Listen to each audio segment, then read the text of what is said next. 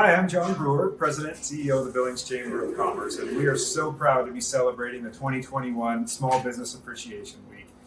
There are about 8,200 businesses in our community, and over 80% of those businesses are small businesses. And after the tough year that so many of these businesses have had, it's our opportunity to lift them up, to celebrate them, to show our appreciation. So we're joined today with some fantastic people and some great businesses to kick off Small Business Appreciation Week. So Colin Siskoyas is the supervisor here at Railline Coffee, and you have great coffee, by the way. It's the first cup I had. I'll be back for sure. So obviously you're so much more about, I guess, your mission and what you do than just coffee. Tell us. Yeah, for sure. At Railline, we do this thing that we call the apprenticeship program, and really our main goal is to bring in young adults that have low opportunities to find jobs within the South Side. And bring them into Railline, teach them what it means to have a job, and then look for connections outside of Railline so that they can go and have some long-term employment elsewhere. So how did Railline come to be? What inspired you? Yeah, we're actually an organization tied to community leadership and development here in Billings. It's actually just across the street here. And so we started this August. Eric Casey, who's the director of CLBI, he had this idea to do Railline really like 7 or 8 years ago now, and so he saw that, man, the South Side really needs some jobs. We need to try and stimulate the economy in ways that we can, and so yeah, we planted ourselves here in this corner. And Billings can always use more coffee. Yeah, always. Thank you, Colin. Yeah. So Stephanie Ellenbaugh is the Public Relations Coordinator with Adult Resource Alliances of Yellowstone County. So Stephanie, tell us about the relationship between your volunteers, the Alliance, and just the business community at large. As the Chamber, we've utilized you guys' service for quite some time. Right. We have volunteers in our visitor center. About 80% of them come from your resources, which is fantastic. So tell us maybe how the business community can tap into that. Yeah, so our volunteers are our lifeline. I don't think people really understand that, but they're epic for us. They do a lot for us. I mean, you're talking about Meals on Wheels, you're talking about the ones that help you guys and stuff like that. And so small businesses, they do really good for us.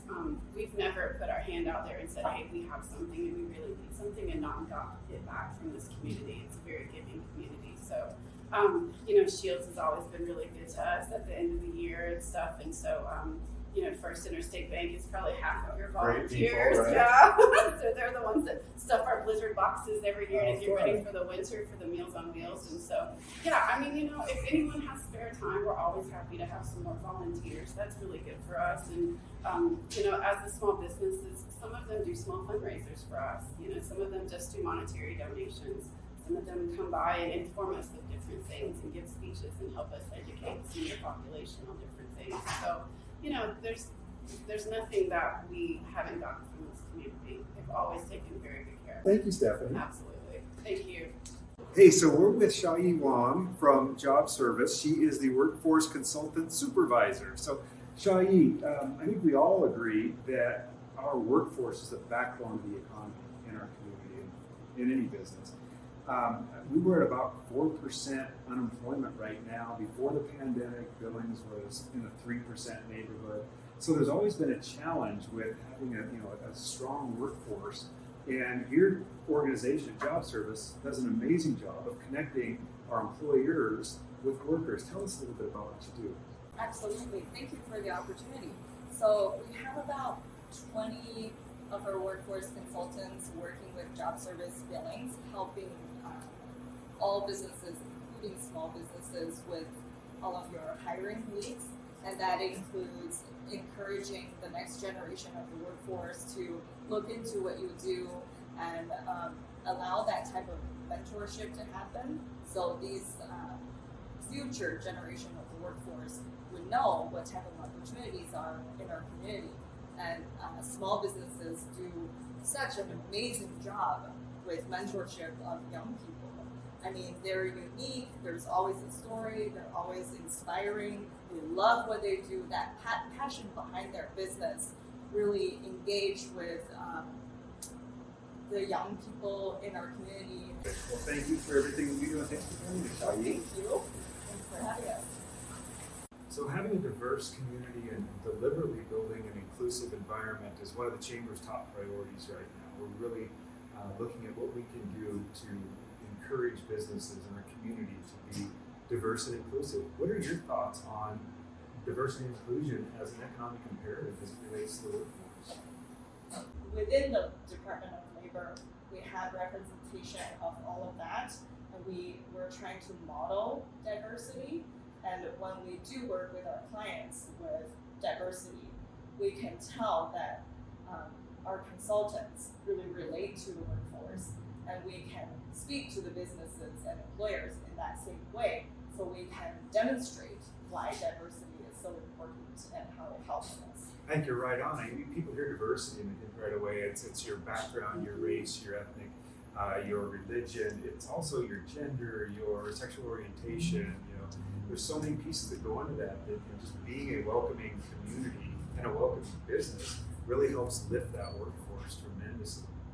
Yeah, I think Shaw, you really made some good points too with the work here on the south side, because we see that it being a large pool of individuals that have a lot of untapped potential, and so we're here and we love being here. Nice. So, well, we're here to celebrate Small Business Week, of course, and you guys have some very unique stories and great small business, and you're doing a lot for our community, so thank you for that. I think our businesses, and the small businesses specifically, kind of define a character of the community. Think about when you travel, you go to a coffee shop, you go to a restaurant, or I think of the Northern Hotels here, or Sanctuary Spa, Well Paired, or Trailhead Spirits. You leave a community with a taste and a touch of something unique, and that really winds up defining that community. What are your thoughts as we're celebrating all these small businesses, 8,200 businesses in our community? I mean, what do businesses do for a community in your mind?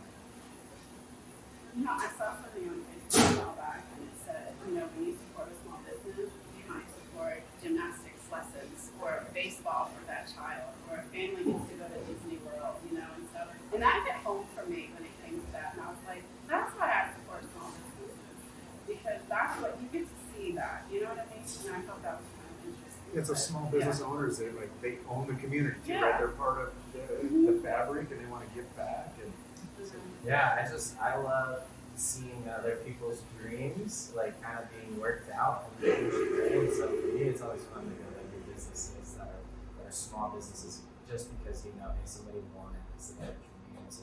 they want to have to work hard, and Yeah, the risk right. of putting a lot of things up on the line to get to where it is. I went somewhere one time and they had a little jug out there, and they were like, this is our Disney money. So our tip money was their Disney money. And it was one of the little small coffee shops, here and stuff, and I thought that was kind of unique.